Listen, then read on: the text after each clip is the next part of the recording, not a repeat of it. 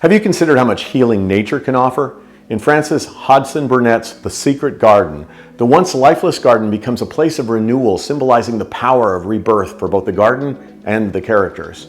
What if more people embraced nature as a source of healing and transformation? I think we'd see a world where emotional and physical well-being are nurtured through our connection with nature. Where can you turn to nature for healing in your life?